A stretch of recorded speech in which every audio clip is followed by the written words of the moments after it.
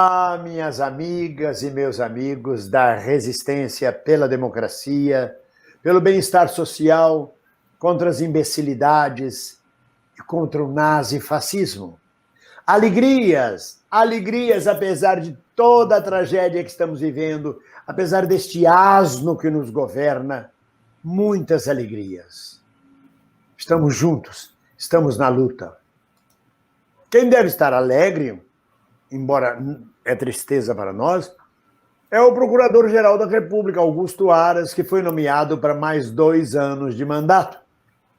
A semana hoje promete, semana que estamos começando, que hoje já estamos no meio dela, na verdade, mas essa semana promete muito ainda. Vamos começar, então, pelo Augusto Aras, mas vamos dividir esta chamada. Vamos chamar aqui nosso colega, o Dimitri Salles, para falar exatamente sobre essa questão, várias questões, mas sobretudo sobre essa questão do Augusto Aras. Olá, Dimitri. Dimitri, como está você? Olá, bem-vindo, bom dia. Como é que estão as coisas? Estão bem, apesar de tudo, apesar de toda a nossa luta, de tudo que a gente faz para sobreviver, viver nesta situação que o Brasil nos angustia profundamente. Pois é, e eu acho que o papo que a gente vai ter hoje, ele não é muito próspero, porque parece que o Bolsonaro está movendo o jogo, está se movendo no tabuleiro do xadrez. Você acha que é um jogo de xadrez que o Bolsonaro está fazendo, Dimitri? Eu acho. Ele tem aí a cartada... Quer dizer, ele faz com as patas, né? Porque ele não tem inteligência suficiente para jogar xadrez, né? Desculpe me interromper. Ele faz com as patas. Ou alguém joga por ele. Mas vamos lá. Então, a cartada, a peça movimentada ontem foi a da Procuradoria-Geral da República. O Bolsonaro indicou, mais uma vez, o Augusto Aras, que vai ser agora sabatinado pelo Senado Federal e, se aprovado, será reconduzido ao cargo de Procurador-Geral da República. Esse cargo é fundamental, bem-vindo, porque o procurador é quem tem a prerrogativa de investigar o presidente da República, de pedir abertura de processo, de apurar as irregularidades ou denúncias que chegam até contra o presidente da República. A Procuradoria-Geral já teve um procurador que saiu muito mal falado, que foi o Geraldo Brindeiro. Entrou para a história como um engavetador-geral da República. Ele engavetava todas as denúncias de corrupção no governo Fernando Henrique Cardoso. Os tucanos falam que não existia corrupção naquela época, mas, na verdade, o que não existia era a apuração das denúncias de corrupção. O Aras consegue ser pior. Ele não apenas não investiga, como ele age como advogado do Bolsonaro. Ele age como um servil, se presta a fazer os maus feitos, ou a respaldar, ou a esconder os maus feitos. E esse cara, então, foi reconduzido à Procuradoria-Geral da República. Claro, presta bons serviços, lambe as botas de Bolsonaro, então ele vai ficar mais 2 anos aí, a gente aturando ele. Ainda depende da aprovação do Senado Federal. Que, aliás, Senado vai aprovar. Pois é, mas também está na pauta do Senado a indicação do novo ministro do Supremo Tribunal Federal, que o Bolsonaro indicou, o André Mendonça. É outra peça que ele movimenta no xadrez. Porque se o terrivelmente evangélico, não é? Exatamente, o terrivelmente evangélico. Que o Bolsonaro, inclusive, propôs que ele começasse as sessões do Supremo lendo a Bíblia.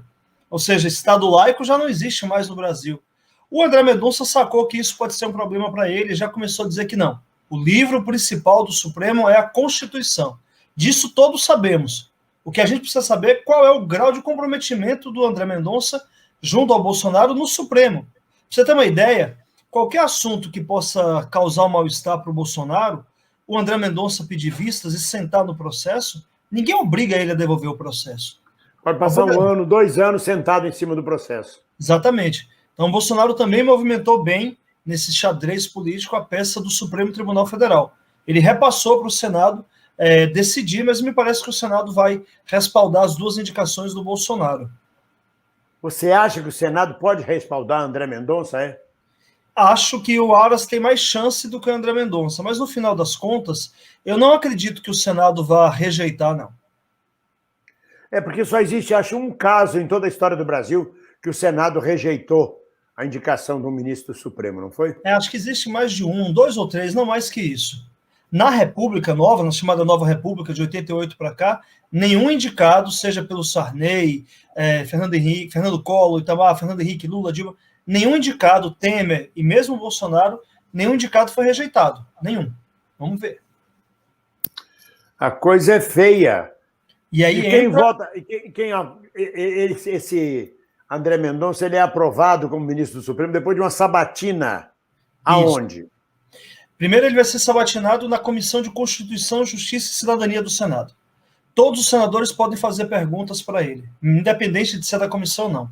Se aprovado ou não, a indicação vai para o plenário do Senado. O que vale é a indicação do plenário, a decisão do plenário do Senado. A Câmara dos Deputados não apita nada nisso. Nesse aspecto da indicação, tanto de ministro do Supremo como Procurador-Geral da República, a matéria é exclusiva do Senado Federal. Quer dizer que esses 11 bilhões que o Arthur Lira tem a dispor dele para comprar deputado à vontade, nesta questão da indicação não pesa. Não pesa, mas aí está a terceira pedra que o Bolsonaro, a terceira peça que o Bolsonaro move no xadrez, que é o presidente da Câmara. Se ele segura o Procurador-Geral da República numa mão e o presidente da Câmara em outra, ele fica absolutamente blindado.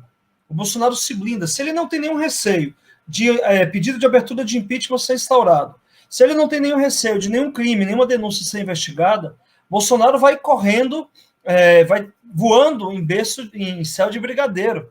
Então, por isso que o Arthur Lira hoje detém um grande poder sobre o orçamento, por conta das chamadas emendas impositivas. Além disso, o Arthur Lira está caminhando, está construindo aí a sua recondução à presidência da Câmara na próxima legislatura. Claro, ele vai comprando deputados através de emendas. A gente sabe o quanto é importante, por exemplo, um deputado de Piroquinhas do Sul receber 500 mil para construir uma pinguela em cima de um riacho e o povo todo ficar satisfeito e votar nele, porque o povo acha que a obrigação do deputado é fazer obras, quando, na verdade, a obrigação do deputado é legislar, é vigiar a presidência, é ser guardião dos poderes executivos e legislativos da nação. Mas o povo do interior acha que não. O deputado mandou o trator passou aqui, limpou tudo, a estrada está boa. E aí, nesse ponto, o Arthur Lira tem dinheiro para isso. Exatamente. Na verdade, a gente tem boa parte dos deputados federais que agem como vereadores federais. Cuidam mais das questões locais, que é uma forma que eles têm de poder manter algum vínculo com o eleitor e garantir a sua reeleição. Não tem uma cabeça que pensa o país, não tem uma cabeça que analisa os problemas do país. Não, eles pensam a partir de uma perspectiva muito pequena, a sua reeleição. E por isso o Arthur Lira consegue dialogar muito bem com esses deputados, porque está na mão dele a caneta que vai liberar, ou que vai fazer liberar, porque quem libera, na verdade, é o Ministério da Fazenda, vai fazer liberar as emendas impositivas. Então o Arthur Lira tem um grande poder sobre esses deputados e pensa em ser o próximo presidente da casa. O que para nós, da esquerda, que deseja derrotar o Bolsonaro e o bolsonarismo, é muito ruim.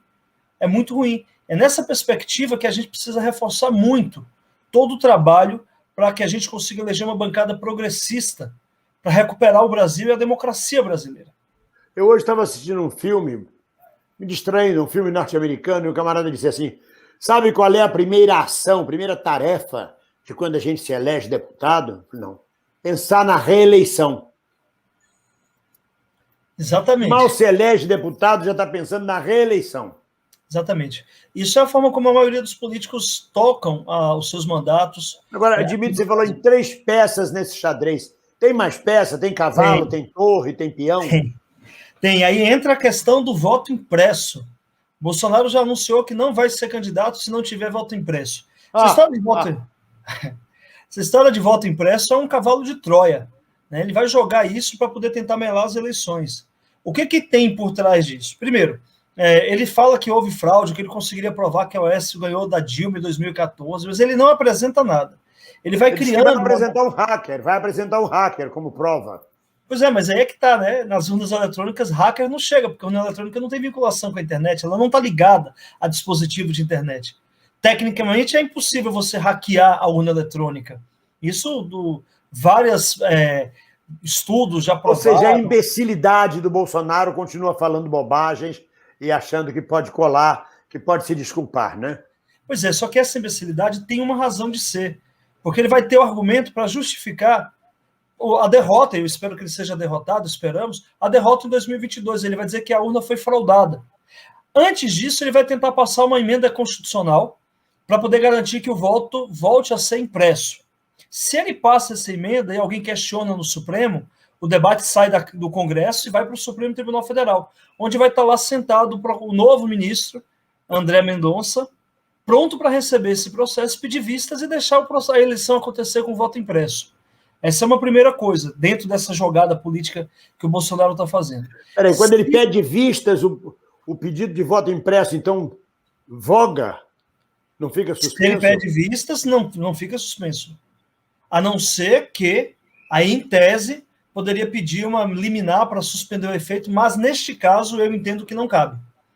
A emenda constitucional ela passa a vigorar imediatamente a sua promulgação. Quer dizer, Bolsonaro está procurando fazer confusão na eleição de 22, né? Exatamente. É uma forma de golpe, é uma forma de, mais uma vez, deixar o país em sobressalto. Ele está cagando e andando para o povo brasileiro, para a nossa pacificação, para a calma e para a paz do país. Ele e os nazifascistas que o acompanham e que gritam mito, mito, mito. Bando de ignorantes, de cavalgaduras. Agora, o que é importante tudo isso que a gente está falando aqui, bem-vindo? Não é para desanimar ninguém. É parte do processo político que os atores movimentem as suas peças. Isso não é um problema. O Bolsonaro está agindo como se espera que ele agisse. Esse papo nosso tem que nos alertar para as nossas tarefas. Quais são os papéis que a gente tem diante disso? A gente tem que pressionar o Senado para não aprovar a recondução do Augusto Aras. A gente tem que pressionar o Senado para não aprovar o André Mendonça, para impor duas derrotas importantíssimas ao Bolsonaro, que são derrotas necessárias para a salvaguarda da democracia. A gente tem que continuar pressionando pela abertura do processo de impeachment, ainda que essa pressão sirva apenas para você dizer que as pessoas estão incomodadas, mostrar o incômodo. A gente não pode desanimar, a gente tem que continuar acreditando na CPI, a gente tem que continuar observando a política nacional e a gente tem que contribuir para que as nossas peças sejam movidas também a partir dos nossos interesses. E tem uma quinta peça que Bolsonaro esteja movendo nesse tabuleiro de xadrez? Entra aí a questão do orçamento. Houve ali aquela polêmica dos 7 bilhões que foram destinados para as eleições do próximo ano. Foi um golpe dele, na verdade. Ele deixou acontecer para depois passar de bonzinho e dizer, tá vendo, eu cortei, já é campanha eleitoral dele.